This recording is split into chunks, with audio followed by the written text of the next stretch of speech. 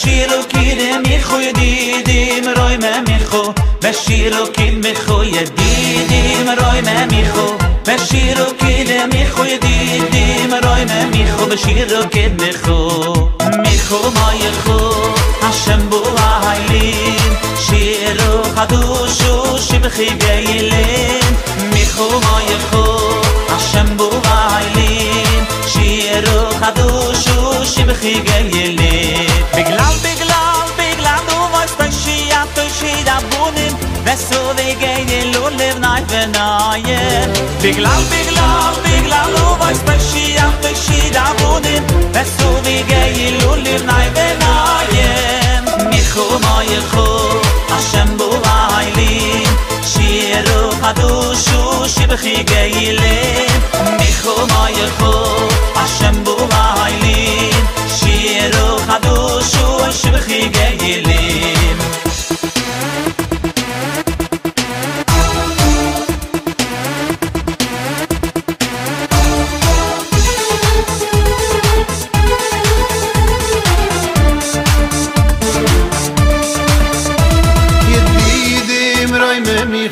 بشيرو كد ميخو يديد مراي ميخو بشيرو كد ميخو يديد مراي ميخو بشيرو كد ميخو يديد مراي ميخو بشيرو كد ميخو اي ميخو مايخو عشان بوغايلين شيرو خدوشو شبخي جايلين اي ميخو مايخو عشان بوغايلين شيرو خدوشو شبخي جايلين بجلال نوماس تشي عبونين بسو بجايل ولب ناي بنايم بجلال نوماس تشي عبونين بسو بجايل ولب ناي بنايم ميخو مايخو عشان بوغايلين شيرو خدوشو شبخي جايلين ميخو مايخو عشان بوغايلين شيرو خدوشو شبخي جايلين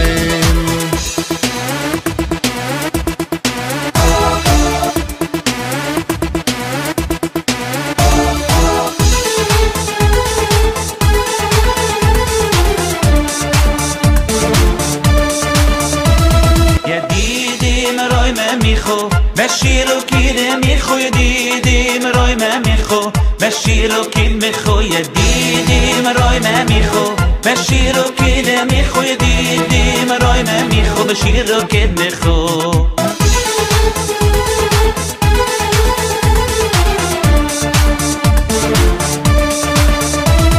ميخو ما يخو عشان بوهايلين شيرو خدوشو شبخي جايلين ميخو ما يخو عشان بوهايلين شيرو خدوشو شبخي جايلين بجلال نوماس تشي دابونين بسو بجايل ولب ناي بناين بجلال نوماس تشي دابونين بسو بجايل ولب ناي بناين ميخو ما يخو عشان بوهايلين شيرو خدوشو شبخي جايلين ميخو ما يخو عشان بوهايلين شيرو خدوشو شبخي جايلين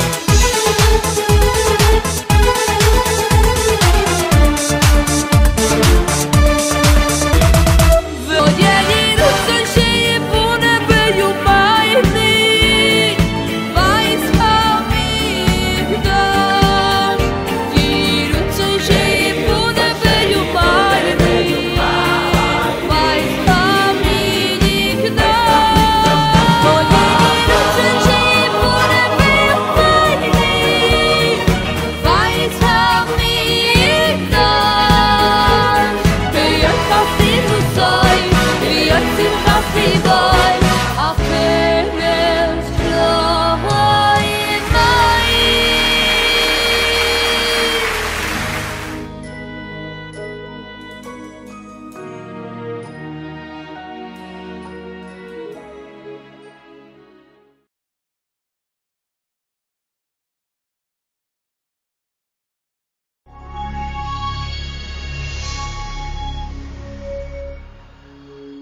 Hello, my name is Robert Kiyosaki, and I'm best known for a book called Rich Dad, Poor Dad, which I published in 1997, and it has been on the New York Times bestseller list and bestseller lists all over the world for, I think, nearly 7 years, which is, if I may say so myself, quite an accomplishment.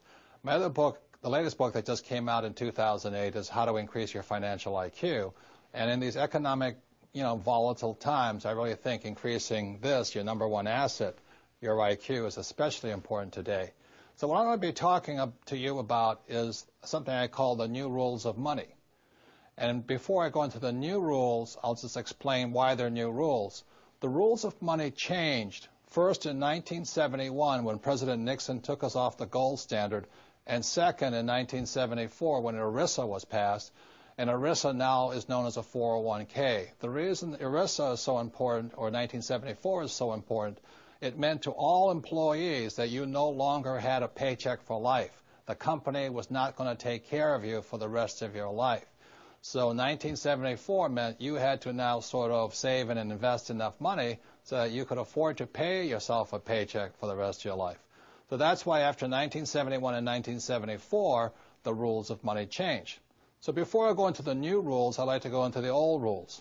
Prior to 1971, the old rules were go to school, get a safe, secure job. The second was work hard to earn more money. 3, save money. 4, buy a house. 5, get out of debt.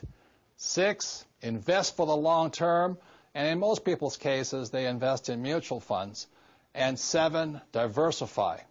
So those are the old rules, and when I talk to even young people today, people under 20 years old, they still say the same thing. I'm going to school to get a safe, secure job. I'm going to work hard to make a lot of money. I'm going to save money. I'm going to buy a house. I'm going to get out of debt. I'm going to invest for the long term in mutual funds, and I'm going to diversify. Those are the old rules. What I'm going to go into today are the new rules, and again, the new rules came in after 1971 and 74. So let me talk about the new rules. Let's take this word here, school. Before 1971 and 1974, you could just go to school and get a job and all those types of things.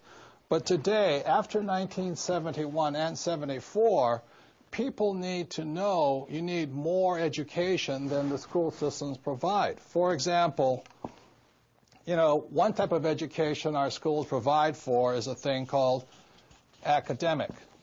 And I don't spell very well, so if I misspelled something, let me know. But academic means reading, writing, and arithmetic. That's very important. Rule number 2 you have to learn in school is professional. So, after I graduate from high school or college or whatever it is, do I go on to law school or to go to trade school, become a plumber, or to learn to be a webmaster, whatever it is? So it's academic and professional education. This is also very important. Our schools do a pretty good job of that. The third type of education that's important after 1971 and 74, the third is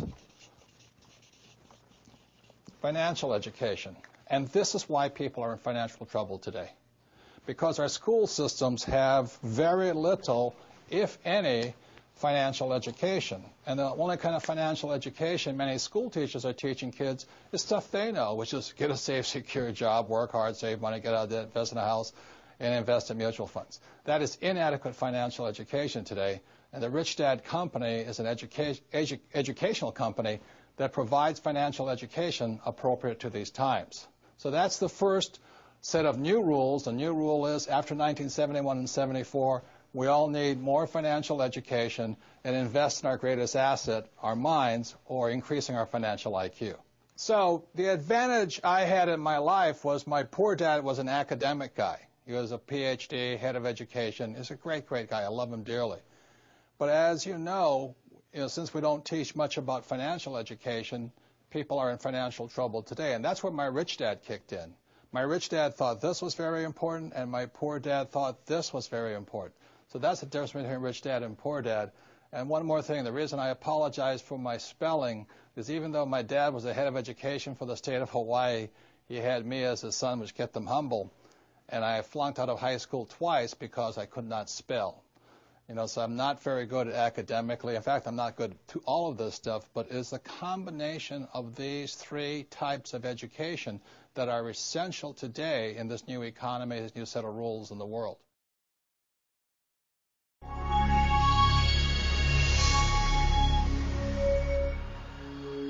So the second rule that's changed is these two words here, job and work. And again, it goes back to the rule changes in 71 and 74.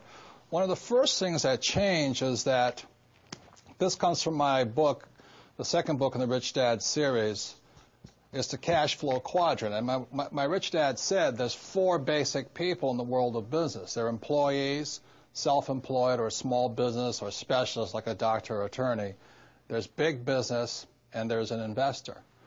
So what happens is the reason people get in financial trouble, since they don't have any financial education, well, they do get a job, and they either get a job as an employee or they get a job as a specialist, like a doctor, a lawyer, small business person, and all this. So this is what our school systems currently train people to be, and that's why you hear people say, I'm going to go to school so I can get a safe, secure job.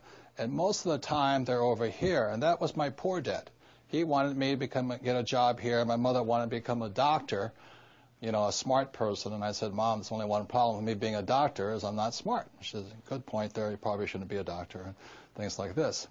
Now, the other thing that most people do not know is the tax laws for all four of these people are different. The employees pay the highest percentage of taxes. Second are the specialists, like the doctors, lawyers, accountants. And these guys pay the least and sometimes zero taxes. So that's what's changing, is because we need to know, as part of our financial education, is how does tax affect our lives? And tax is our single largest expense. And given the national debt of most countries and the U.S., they're going to keep raising taxes somehow, sales tax, gas tax, whatever the case is. The Rich Dad Company trains people to work over here, to either become an entrepreneur like Bill Gates or Steve Jobs or Branson or Rupert Murdoch, some big entrepreneur, my friend Donald Trump, or to be an investor like Warren Buffett or George Soros, things like this. So the Rich Dad Company trains people to work or to think like B's and I's. The trouble with most E's, the reason they don't make it well over here, is they're so into security. I need job security. And these guys here, the specialists, they say, if you want it done right, you do it by yourself. So they get taxed the most and all this. Another point here is the reason the governments of the world give these guys the tax breaks is because these guys provide the jobs, and these guys provide the investment money to build new houses and factories and things like this. So that's why these guys get the tax breaks here. So another reason people are in financial trouble is after 1974, all of these guys had to start becoming investors. And that's why in 1974 in America it's called the 401k. And the problem with that is the most highly taxed investment vehicle you can put your money into. So because of a lack of financial education, people are investing in 401ks and mutual funds and still paying exceptionally high taxes. Another part of your financial IQ is to know there's three types of income. So if you're going to say work hard, most people are working hard for earned income, and that's what these guys are working for. The trouble with earned income in America, your tax rate's approximately 50%, whereas Warren Buffett says it's a shame that his secretary pays a higher percentage in taxes than he did, although he makes billions of dollars.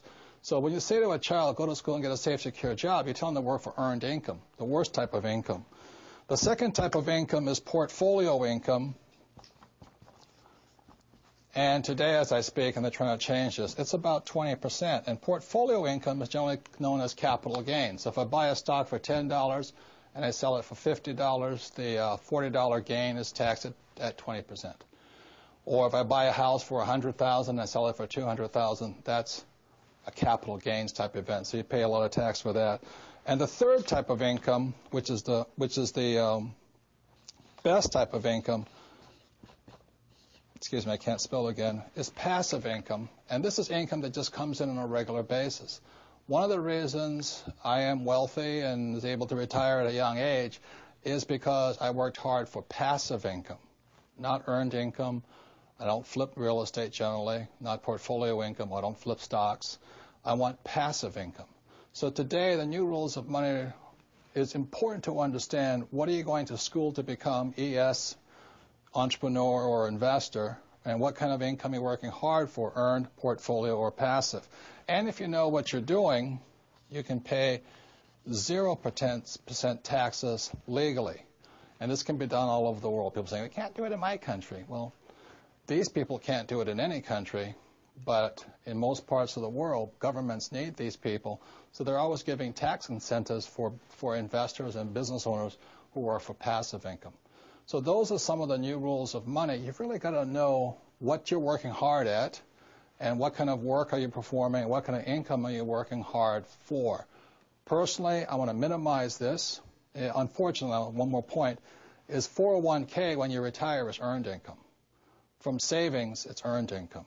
So that's why I don't personally have a 401k and I don't have savings, and I really don't want a job, is because I don't want much earned income.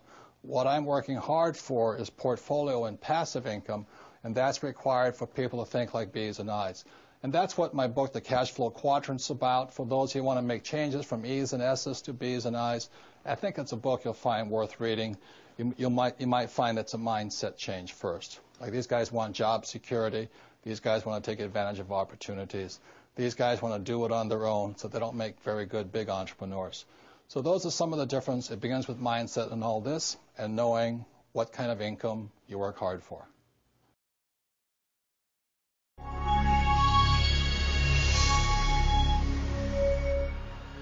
So the third new rule of money is, I think the big mistake is, I hear so many people say it's important to save. That's ridiculous. And the reason that's ridiculous is because what happened in 1971 is crucial. In 1971, the U.S. dollar stopped being money. In 1971, the U.S. dollar became a currency. And what that meant is Richard Nixon, in 1971, the president, took us off the gold standard. That's like giving an alcoholic free rein to the bar, or it's like giving somebody who can't control their spending unlimited credit cards. So what's happening is all the savers today are losers. You know, the problem with 1971 is that the federal government keeps printing money, so the value of your money keeps going down. So these people, I'm saving, and if you notice, as the value of the dollar goes down, prices go up. So they call this inflation. You know, you look at in 1997, oil was about, I think, $10 a barrel. 10 years later, it's about $135 a barrel. So they say it's inflation, but really what it is the dollar's value coming down. So savers are getting wiped out today. So to keep saying to yourself and to your kids to save money, that is not the new rule. That's an old rule. So a very big problem for most people is stop using the word save and use the word hedge. You've got to hedge your money. Hedge against losses. Like when I buy a stock, I put a hedge in. I put a stop loss or a put inside of it or a call, whatever I'm doing. I want to stop it. So today, I don't save money. I'm hedging. So in 1997, I started investing in oil, gold, and silver. So as the dollar dropped, oil, gold, and silver went up. So I'm not betting so much on oil, gold, and silver.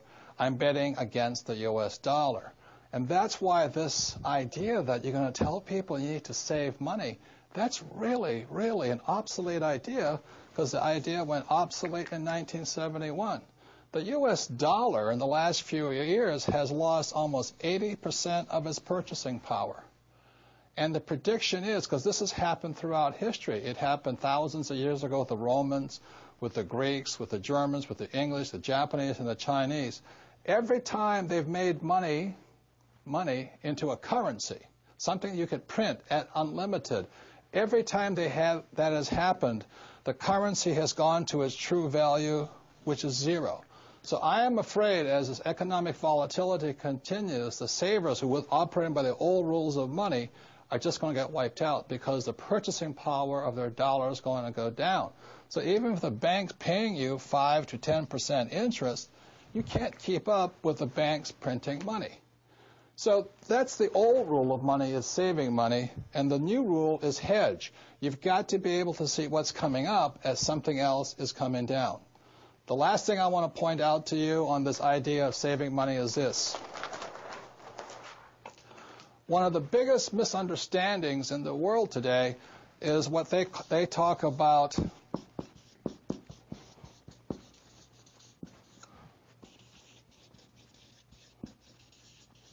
if I misspell again, apologize, is the U.S. Federal Reserve Bank, which I believe was created in 1913. In 1971, the reason 1971 is such an important time was because the U.S. Federal Reserve became the bank to the world. They could print as much money as they wanted. Never in the history of the world has anybody been allowed to print money for the rest of the world. Let me backtrack one more time. I talked about how the Romans did it, the Greeks did it, and all this. Every time people have done this, chaos has broken out, and that's why there's chaos in the world today. So in 1913, when the U.S. Federal Reserve Bank was created, they were basically allowed to print money for the world. Every time that has happened throughout history, a despot has arrived. For example, in 1933, a man named Adolf Hitler rose to power when the Weimar Republic was allowed to print as much money as it wanted to do. And in Russia, when Russia's currency broke down, a man named Lenin rose. When the Chinese economy broke down, Mao Zedong rose. When the Yugoslavian government broke down, Milosevic arose. So we're in that critical point right now, and one of the causes of it was in 1933, this thing called the U.S. Federal Reserve was created. And I think, they've done a pretty good job of making the rich richer. Unfortunately, many of the poor are getting poor. One of the problems of this is you have to understand that, first of all, the U.S. Federal Reserve Bank is not U.S. It is made up of a bunch of international rich guys from all over the world. The second thing, it is not federal. It's not a U.S. entity. It is, again, a bunch of rich banks from all over the world. Third, it has no reserves. There is nothing there. And fourth, it's not a bank. So that's why when I talk to people about really needing to understand the new rules of money, which really began to take effect in 1971 when we were allowed to print money for the rest of the world, is understanding that this system here is causing the rich to get richer and the poor and middle class to get poorer, but most importantly, the lower middle class is almost getting wiped out. High prices, volatilities in the market, food getting more expensive, gas getting more expensive, savings getting wiped out, home values going around. And the reason the troubles have started, again, is the U.S. Federal Reserve Bank is not U.S., it's not federal, there's no reserve, it's not a bank. So if you understand that, then you can start to hedge your position rather than save money. And that's the new rule of money.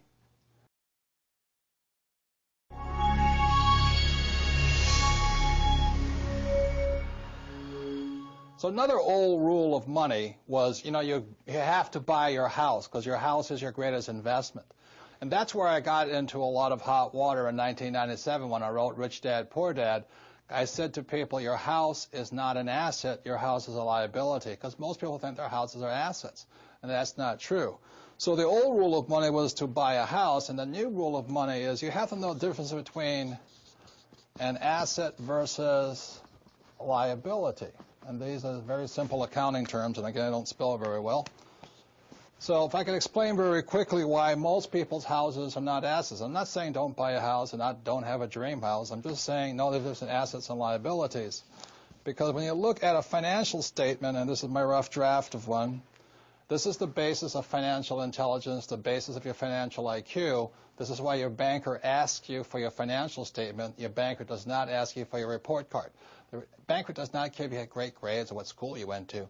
The banker wants to see your financial statement, income, and balance sheet, because this shows them how smart you are financially. This is more sophisticated than just, your credit score. But anyway, financial statements has income, expense, asset, and liability. So when most people buy a house, liability, when most people buy a house, what you have here is a mortgage. And it looks like you have a house here, which is an asset. But that's not really accurate. What determines if something's an asset or liability is the most important word in financial intelligence, and the word is cash flow. And we ask any accountant how important this is. So as a young boy, my rich dad very simply said, assets put money in your pocket. Cash flows into your pocket. And a liability takes money from your pocket. So if you're truthful about it, you say, well, does my house take money from my pocket? And I would say for most people, every month their house takes money from their pocket. And then the savers say, but my house is paid off. I don't have a mortgage on it. But you still have expense, insurance, and upkeep. So the house is taking money from your pocket. So my point here is this. If I have a house and money is flowing out of my pocket, that house is a liability. So my personal residence, my home, is a liability. Now, I love my house. I want you all to have your dream houses and all this. But I don't call my personal residence an asset. It's a liability. It's about $15,000 every single month. Whether I make money or not, the bank still wants to get paid. Taxes still want to get paid and all this. Now, if I have an apartment house or a single-family house and every month my tenant pays me money, then that same house is an asset. So now, let's say the tenant walks out and stops paying me. That's when the house turns into a liability because I have no money coming in. So it's very simple. Rather than just say my house is an asset, you have to know today in the new rules of money what's an asset and what's a liability. Very simple rules are. Assets put money in your pocket, and liabilities take money from your pocket. So when I ask most people, if you stop working today, how much money keeps going out? Where that money is still going out, it's a liability. And if you stop working today and money keeps coming in, that's an asset. Money is coming into your pocket. Assets put money in your pocket, and liabilities take money from your pocket. The reason my wife and I could retire when we did at a relatively young age, we had more assets than liabilities. The reason people are in trouble today, they have more liabilities than assets. So if you're going to be rich today, don't just say my house is a good investment. You have to ask yourself, is my house an asset or a liability? My wife and I have two houses, one regular residential house, one vacation house, but we have several, I think we have about 1,000 to 1,500 apartment units that every month put money in our pocket. We also have stocks that put money in our pocket. We also have oil investments that put money in our pockets. So I work very hard at acquiring assets and minimizing liabilities. And that's the lesson on why the new information, the new rules are you must know assets versus liabilities.